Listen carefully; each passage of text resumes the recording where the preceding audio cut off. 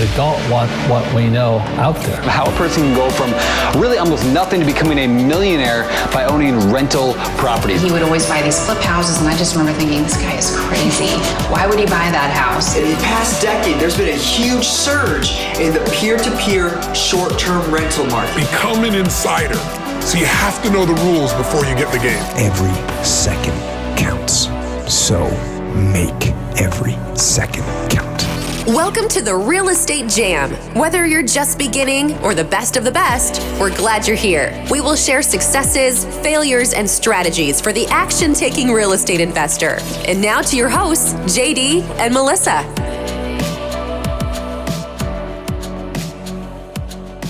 Hi guys, welcome to the Real Estate Jam podcast. I'm JD with my wonderful co-host. Hello, JD. Melissa. How are you? I'm doing great, and I'd be doing a lot better if we could get a couple reviews and shares of our podcast. We're really trying to grow our audience, so if you're getting any value out of these, please make sure you go on there, leave us a good review, and share this with your friends. There's a lot of information over the course of the last couple of years that we're sharing, and we think more people should be investing, more people should be learning about the benefits of real estate for passive income, wealth creation, and pure enjoyment. And with the pure enjoyment in mind, I want to introduce you guys to Sherman Ragland. He is the founder and dean of Real Investors Academy. Sherman, thank you so much for finding time to come on the show today. We really appreciate it. Well, thank you, JD. Good to see you, Melissa. Thank you. Thanks for having me on. Of course. Sherman, so for some of our audience who maybe don't know who you are or haven't seen you on TV before, can you give us a little bit of your background and kind of where you started, how you got here? Sure. And then we'll take it from there. So we're just outside Washington, D.C., a little place called Bowie, Maryland, halfway between D.C. and Annapolis. If you know Annapolis, you know D.C., draw a line in the middle, draw a line, put a dot in the middle, that's us. I've been in the real estate business pretty much my whole entire adult life. I got my real estate license thinking that was the way to get rich in real estate, thinking that was the way to become an investor. I got my real estate license when I was 21 years old, and I'm a little older than that now. Barely. Either that or I had a really rough year. So was fortunate enough to win a full fellowship to the business school of my choice. I got my MBA from the Wharton School of Business immediately upon graduating from Towson University back in the 80s. Went to work for a real estate company. Well, actually, technically, they weren't a real estate company, but they were a big company, one getting real estate business. It was a company little company, some of you guys may have heard of, called Xerox. They used to make copiers, but they also had a real estate division. So I went to work for Xerox Realty to be the project CFO for a fairly large scale project in Northern Virginia, not too far from Dulles Airport, called Lansdowne. And because my job was crunching the numbers, I was seeing some funky stuff going on in the marketplace that I didn't fully understand, but it didn't look right to me. So I called up my old boss, Dave Pierce, and said, hey, Dave, something doesn't look right. I need to get out of here before this market collapses. Now, anybody who's in the DC area today and knows Lansdowne or Loudoun County is like, it's fully developed, but way back then, it was just big old cornfields everywhere. And I didn't want to be caught out in the middle of the boonies if the real estate market crashed. And sure enough, the real estate market did crash. That was the crash of 87, 88. And so Dave was kind enough to put me in touch with some folks downtown. So I went to work for the largest real estate developer in downtown Washington, D.C. at the time, a company called the Oliver T. Carr Company. And they were the 800-pound gorilla in terms of commercial real estate. So I really cut my teeth in the world of commercial real estate, then got my CCIM. And it was sort of funny when I left the corporate world and started doing stuff on my own, I suddenly realized if I'm rubbing my two nickels together, I can't do big downtown K Street projects. I need to go do some single family houses. So about 25 plus years ago, after sort of struggling to get my first deal done, finally found a mentor. Interesting enough, I had all this corporate real estate experience. I had Wharton MBA. This guy barely had got out of high school, in his own words. But there was something magical about his ability to teach, his ability to care for people. In fact, he went on to go write a book called Life and Air. His name is Steve Cook. I don't know if you guys have ever heard of him or not, but he was the creator of the whole Life and Air concept. But when I met Steve, he was still 2 years away from writing his first book. He was just a good guy who let me sit in his car for $500 and look over his shoulder. And within like an hour, I realized all the stupid mistakes I had been making for years. I mean, so like there's nothing like getting in a relationship with somebody who's actually doing it and looking over their shoulder to really help you understand the right way to do it versus the wrong way. So long and short of it, sort of funny, Steve said to me, I'm not coming down to where you are, a place called Prince George's County, just outside DC. And I'm like, dude, I'm not coming to Baltimore. Man plans, God laughs, right? I said, I'm not coming to Baltimore. He says, well, fine, I'll coach you, mentor you over the phone. Within 3 weeks, I got my first deal done. Quite literally 21 days, got first deal done. And the rest is history. Been doing deals ever since. It's become a family affair. I've got all three of my kids are in the business. My youngest son is getting ready to graduate from college. He's very much in the business. And so along the way, just sort of learned a bunch of lessons about the right way to do it, the wrong way to do it, including getting your family involved. And, just really happy to share about how you can use your real estate license, not use a real estate license, because technically you don't need one to get started. But the main thing is just having good training, good mentorship, having somebody who can sort of let you look over their shoulder as you get started. Awesome. I think that's great. One of the things that we were talking about before we turned on the camera was, one, Melissa's an agent. I'm not. What I always tell people, which makes a lot of people uncomfortable, I hate real estate agents. Absolutely hate them. You have good reason. Full-time investor and very, very, very few. And I can limit that to like one right now. Agents don't just absolutely drive me crazy. But what you were saying is you think that there's a great way to hack the MLS, to use agents to your advantage as an investor, and as agents to use investors to their advantage. I'm wondering if we can go into that a little bit. Oh, sure. So, I mean, in all sincerity, you have good reason to not like agents, Melissa aside, right? And agents have good reason to not like investors, is because one group is speaking Yiddish and the other group is speaking Congolese, and they're talking past each other. Mm-hmm. And so the reality is, and I know this because we were talking offline, we have the only, to the best of my knowledge, and if I'm wrong, somebody tell me, we have the only certified real estate school, or excuse me, only real estate school, professional trade school in the country that's certified by a board of higher education. We are literally certified by the Maryland Higher Education Commission. It was a 3-year process to get certified by them. But we're the only school in the country, to the best of my knowledge, that teaches people how to become investors. So we have two missions in life: to teach people how to become investors and to teach real estate agents how to work with investors, because most real estate agents don't know how to work with investors. So like one of the classes we offer in Maryland, and I don't know where it is where you guys are, but in Maryland, to get your real estate license, you have to go through 60 hours of training. And I had to literally, as the lead instructor, I had to write the curriculum. Now, of course, I reached out to Dearborn, like everybody does, gets to the Dearborn table of contents and slides.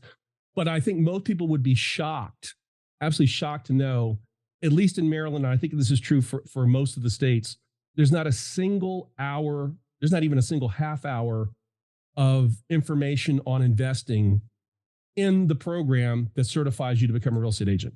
Yeah. In the Maryland curriculum, they actually had a half an hour, but they took it out because Maryland, in their infinite wisdom, politicians decided that real estate agents in Maryland had to have Maryland ethics in addition to the ethics that everybody else, I guess because we do stuff so different in Maryland, right? Right. And so the only way to squeeze it in was to remove the 90-minute segment on the one chapter that was in there on investing. And even the chapter that was in there, quite frankly, was investing light. So most real estate agents don't know anything about investing unless, of course, they're like Melissa, they go out of their way to go learn it someplace else. And in fact, a lot of folks don't realize this, and this is one of the first things I teach when I start teaching people how to work with agents. Most brokers, most real estate brokers do not allow their agents to either be investors or work with investors. And I oftentimes hear newbie real estate investors saying, hey, I called this real estate agent up and I said I wanted to do X, Y, and Z. And they told me it's illegal here. And it's not that it's illegal at all. It's just that the broker doesn't want their agents doing certain things. It generally goes against their franchise agreement. So if they're Century 21, Keller Williams, whatever, they signed a franchise agreement and they said they're going to do a certain kind of real estate brokerage. Investing's not included. So brokers, first and foremost, don't want their agents doing investing because it could go against their franchise agreement. But secondarily, every year, generally in February, we brokers, and I am a principal broker, I've been a broker for 30 plus years, I'm also CCIM, we have to do something called the renewal of our errors and omissions insurance. And there's a series of questions we have to answer as brokers. Number one, are we using the Board of Realtor form, or are we using a form? Are we allowing our clients to use a form that they downloaded off the internet? Well, guess what happens to your E&O insurance when you say we're using something other than the Board of Realtor form? All right. Next question. How many of your agents are doing investing, and how much, and what's the percentage of your clientele base is investors? Well, guess what happens to your E&O insurance when you start bringing in a lot of investors, right? And then there's a lot of kind of crazy things that investors, especially newbie investors, want to do. Like, we're in Maryland. Maryland has its own set of laws, just like every state. There's certain things in Maryland that you can get away with in Florida, Texas that are completely illegal. It's like, such as long time ago, you don't hear it so much today, but long time ago, you hear people talking about get the deed at the kitchen table.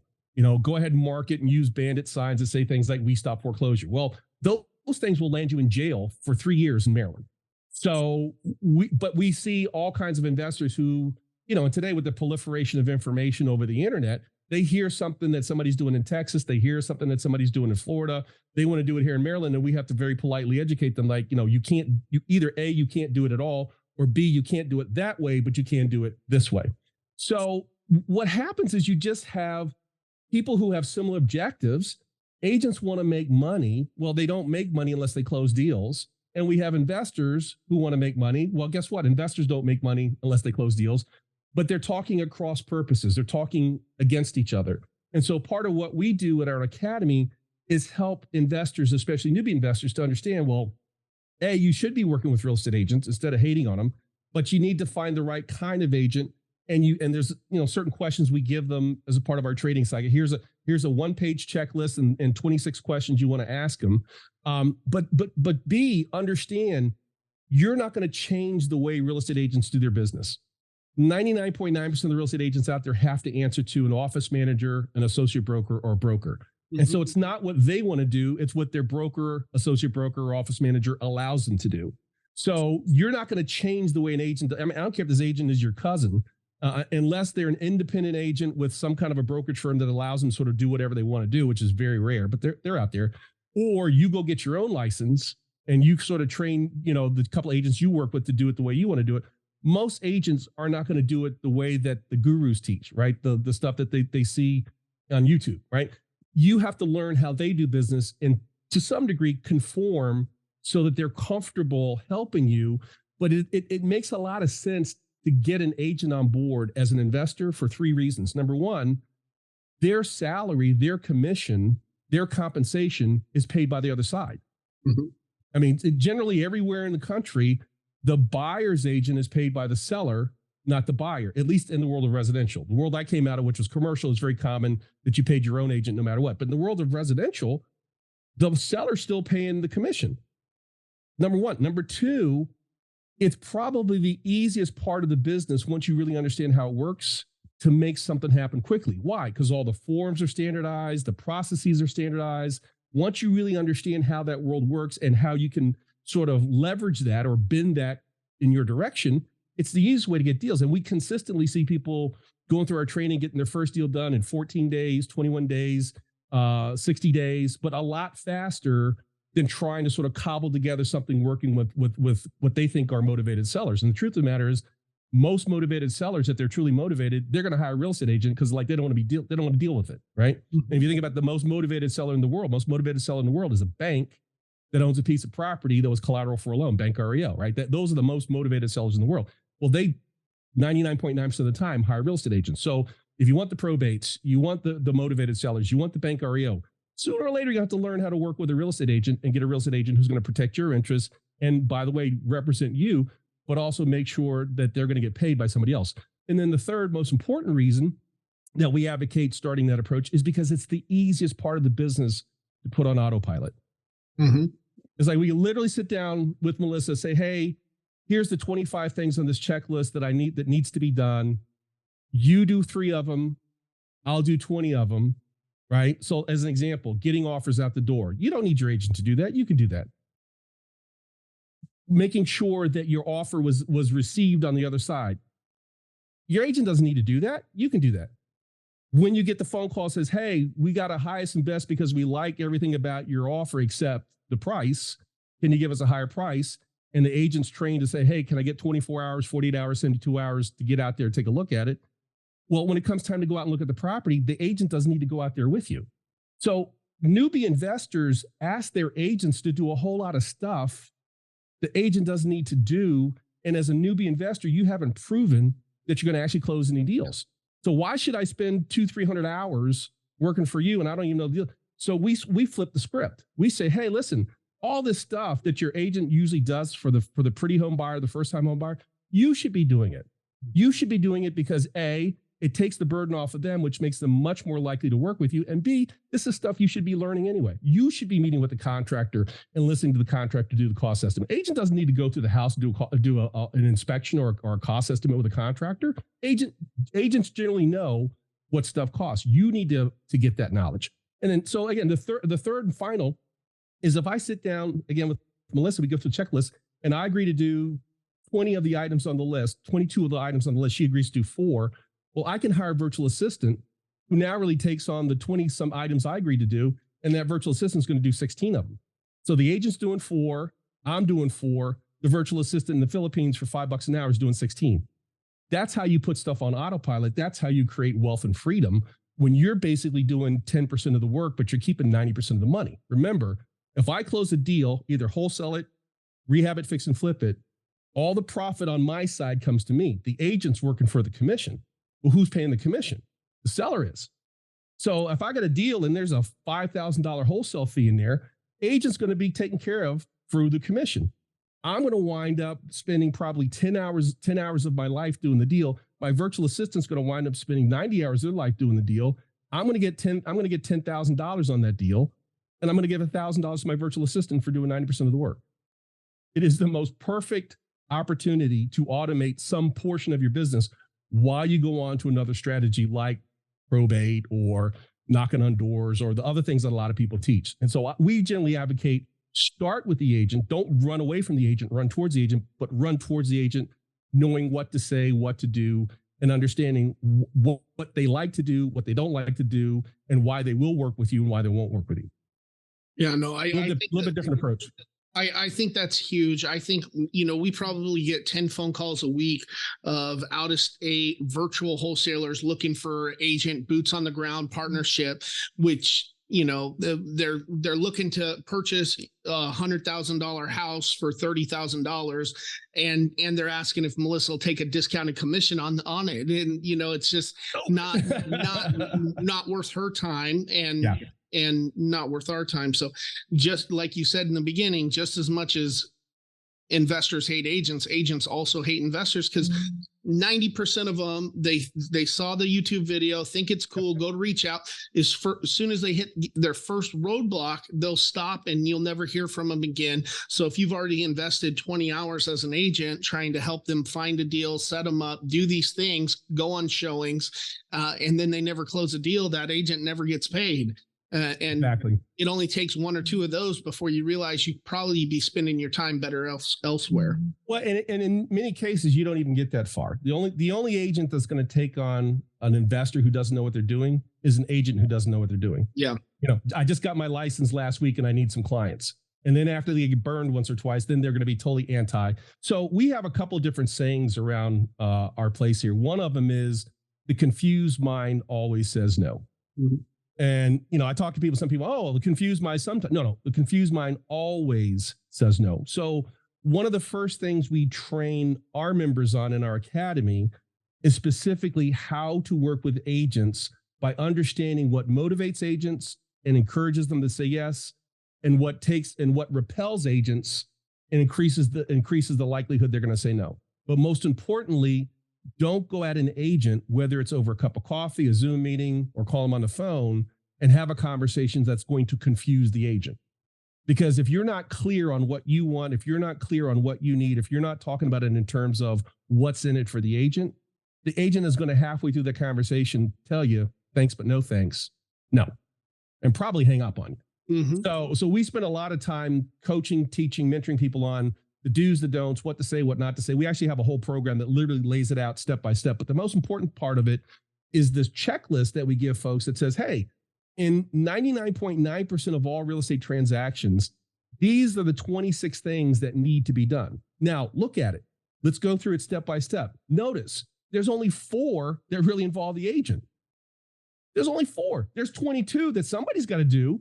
So why are you putting it on the agent's shoulders? If you just simply say, I'll take on these 22 tasks right up front, that agent is way more inclined to say yes. If you understand, hey, you're not paying the commission anyway, you're gonna pay the same price for the property, whether you overpay for it or underpay for it. It has no impact whatsoever on the agent's commission. So don't start screwing around with the agent's commission first part of your phone call. In fact, don't screw around with the agent's commission at all. If anything, you should be paying them a bonus for every deal that they bring you. And here's the other thing that a lot of newbie investors or investors in general don't understand.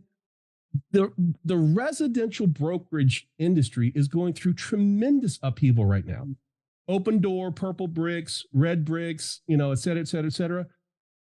Traditionally, there was a 6% commission. I know we're not supposed to say that. You're not supposed to talk about it. That's one of the big things. I don't talk about commission, but this is reality. Right. Traditionally, about a 6% commission. Half would go to the selling agent, half would go to the buying agent. Mm-hmm. Well, in the past 10 years, that half that goes to the selling agent, the 3% of the selling agent, has been going down, down, down, down, down. And now you got some companies that don't pay the listing agent a commission at all. They just pay him a salary. Yep. But the buyer's commission is still 3%. And so many agents who basically have been having a field day for the past couple of years with low interest rates and now watching their business die on the vine because of increasing interest rates need to start thinking about getting out of the business of chasing listings and getting in the business of quote unquote chasing, or better yet, having people who are going to buy properties, buyers chase you, because that's where the commissions are still pretty solid. And what would you rather have? Somebody who's going to buy one house from you ever. Like the big lie on the brokerage side is if you treat the clients nice, they'll refer you other clients and they'll come back and buy another house from you in 5 to 7 years. Yeah, right. I've been in this business for almost 40 years. I've rarely ever seen somebody come back a second time, no matter what. And even if they loved you, by the time 5, 7 years goes by, their cousin got a real estate license and they're going to hire their cousin, even though their cousin's an idiot. Okay. I don't just mean in real estate, I just mean totally idiot, right? So what's better, to have one buyer who demands everything from you, everything, expects to call you at 4 o'clock in the morning and expect you to pick it up, and you're going to sell them a house. Let's say you're going to be their buyer's agent and sell them a $500,000 house, to a $500,000 house, make a $15,000 commission once. Or have an investor who respects you, respects the boundaries and says, okay, I will do these things, you do these things, you go do your thing, I'll go do my thing. I just want you really, quite frankly, what I want you to do is feed me with the listings in the MLS, or better yet, give me my own access to the MLS, and that can happen, and negotiate the deals. And obviously interface with the listing agent so that when I have a chance, a legitimate shot of the deal, you're not fiddle farting around and you're calling me as soon as you find out we got a highest and best, right? So I can get out there with my contractor to do my cost estimate. That's not a huge request. You get a 3% commission if you do those things. Well, would you rather have the pretty house buyer one time, $15,000, or the person who really understands what they're doing as an investor, still going to let you get the 3% commission because they're not going to mess around with it. But now instead of one house once, I'm going to buy 2 to 3 houses a month. Or even if I'm sort of new to the game, I'm going to buy 6 houses this year. Even if I'm buying a $200,000 house, right? That's still 6 G's times 6. If I only buy one, that's $36,000 in commission income. Most agents never really sit down and do the single most important thing they should do before they take on any engagement, which is say, what is the potential lifetime value of my relationship with you? Mm-hmm. Am I one and done? Or do we really have the potential to do 6 to 10 deals this year? I'd rather have 6 to 10 deals where maybe I'm getting a reduced commission, and technically you're still getting your 3%. You're just buying cheaper houses, that's all. But guess what? Those cheaper houses add up. And before you know it, if you buy three $300,000 houses, you're still doing better than doing the deal with the person who bought the $500,000 house. So again, understanding, helping both sides of the audience understand, helping real estate agents understand the value of working with good quality investors, well-trained investors, investors who understand and respect boundaries and will do multiple deals, and helping real estate investors understand you got to come at agents the right way, or they're going to tell you no in the first 3 seconds of the phone call. Yeah, absolutely. That's good info. I feel like we should take our entire retail buyers list that Melissa's working with and just push them over into your academy right now. Well, So hey, that they can, we can have that conversation. We can talk about that in the future. yeah, I'd love absolutely. to. The biggest problem we have, before the pandemic, we were sort of like the best kept secret in Washington, D.C. We had a 10,000 square foot event space. We only train people and only focus on the east side of D.C. And the problem being from Maryland, being what I call a deep blue state, is as soon as the pandemic broke out, the state government shut us down. Mhm. And that was with a Republican governor. So all businesses that had interface with the retail public, we had to shut down. So we had to very quickly go from 100% brick and mortar, 30-mile radius to going online. And first thing we realized when we went online is that we had a whole bunch of customers on the other side of the city who weren't coming to our place because the traffic was too bad in DC. Yeah. So with first time we did an online meeting, we went from like an average of 50 people to like 125 people. Like, oh my God, look at that. We're rock stars. We're like, how'd you find out about us? Like, oh, we've been members for a year. Like, really? So, yeah, but the traffic's too bad. So we never get over there at night. We only come on the once a month meeting that you guys have. So long and short of it is we completely transitioned from a brick and mortar to really sort of now, I would say not quite 100%, but 90%. I mean, we still serve the DC community, but we're serving a much broader audience. We got as many people coming from Texas as we have coming from, 20 miles away now. And we're quite frankly, we're struggling keeping up with finding agents who want to work with investors. So many agents have been burned by investors, in the past. They don't even want to listen to us. Yeah.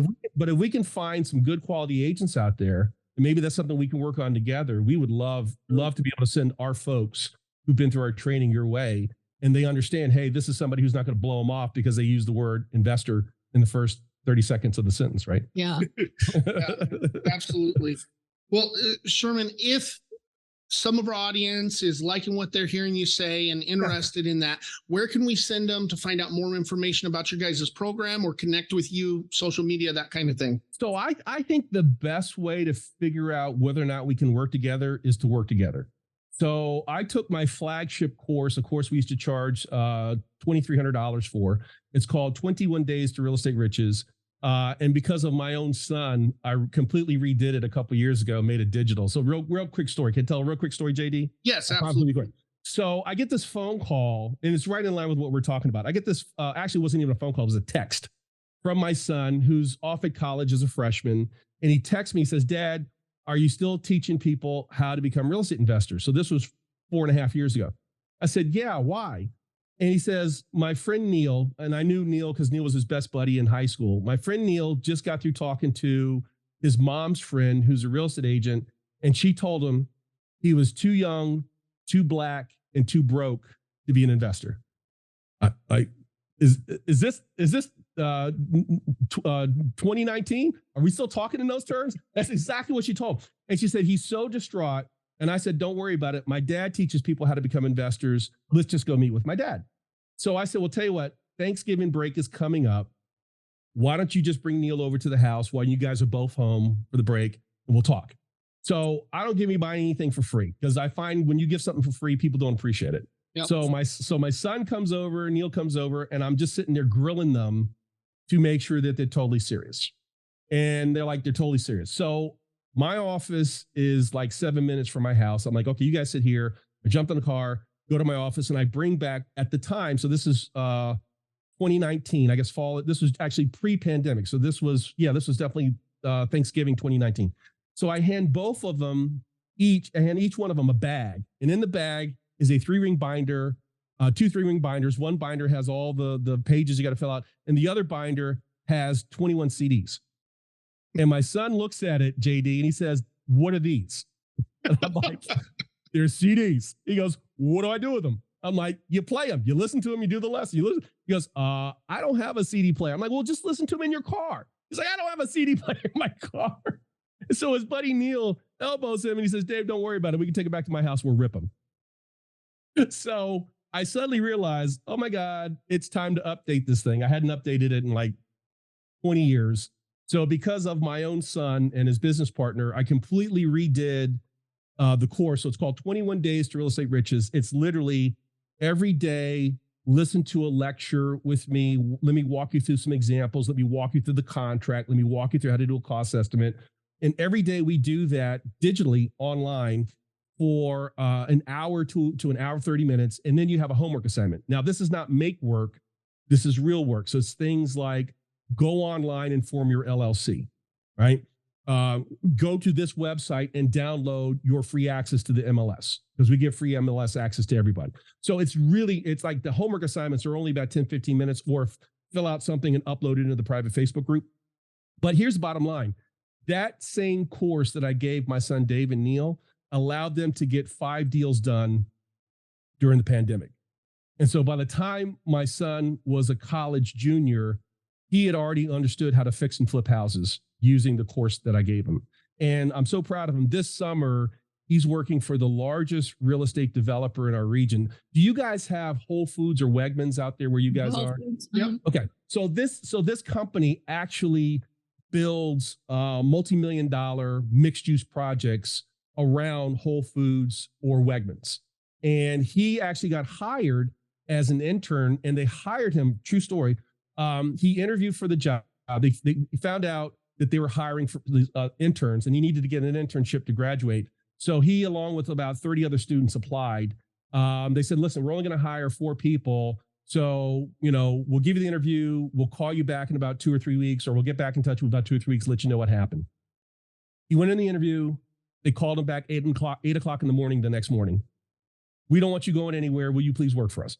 I can't make this stuff up, right? So that's who he's working for, a company called Greenberg Gibbons, which is, like I said, the largest real estate developer in the DC, Baltimore region, doing specifically large mixed use projects around Wegmans and Whole Foods. And he's in their acquisition shop learning how to do pro formas, financial analysis for mega projects. And that's what he's going to be doing. And hopefully they'll pick him up, But the bottom line is this. He got his start just like many of our students got the start going through the exact same program. But the benefit is he forced me to redo the whole program. So now it's a completely digital. We're able to service customers, clients, members all across the country. And the thing that like I said, the thing that's really sort of a pinch point for us is we need more really good quality, top quality real estate agents who want to work with investors. And I would recommend, if you're an agent and you want to work with investors, go through that program. So I took the flagship program, and I'm actually giving it away for $19.97. You can do it 100% online. And so if you're serious about getting started in the business, if you're an agent who's serious about working with investors and you want a sort of a proven system for, let me say it politely, putting your clients on a short leash so they don't go crazy on you, I recommend that folks go through the 21 Days to Real Estate Riches, and they can access it at www.21, so the number 21day-quick-start-challenge.com. 21day-quick-start-challenge.com. All run together like one word. No spaces, no hyphens, no nothing. 21day-quick-start-challenge.com. And for $19.97, I had one guy named James Page IV went through it right after we launched the challenge. And he was able to get his first deal done in about 2 months, made $50,000 buying, fixing, and flipping a property. And I love what he says. He says, I was highly skeptical that something for $19 would work. But here's my check for $50,000. It works. Oh, that's awesome. Hey, Sherman, thank you so much for coming on the show today. Thanks for having me. All that you've shared with us, and hopefully we can put in place some of your strategies, and that way I won't get so frustrated when trying to work with agents. And Melissa won't get so frustrated when working with newer investors. So again, I'd sort of give everybody a warning. It's not a magic wand. It's a course to teach you over a 21-day period how to work with a local real estate agent in your backyard to hack the MLS, get your first deal done in as little as 21 days, and then put it on autopilot in that same 21-day period. So be prepared to go find the right agent. Now, there's a whole training module on how to find that right agent. But, as you guys know, real estate investing is a team sport. Yeah. And so, you get the 21-day course. I do a live coaching mentoring to help answer questions once a week, help people identify. I had one guy come on a couple of weeks ago, goes, hey, I just hired this agent that I hired the right agent. I said, well, let's walk through it. I said, get out the checklist. Let's walk through it.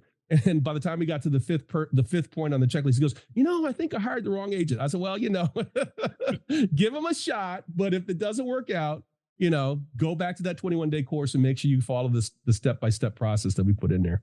So, anyway, well, thanks for having me. Thanks for letting me come on. And I hope we get a chance to do some stuff together in the future. Yeah, awesome. Thank you. All right. Take care. Thank you for listening to the Real Estate Jam. We hope you enjoyed today's episode. For more information, check out our website, therealestatejam.com, or find us on Instagram, Facebook, and Twitter at The Real Estate Jam. If you have any questions, feel free to drop us an email at therealestatejam@gmail.com. See you next episode.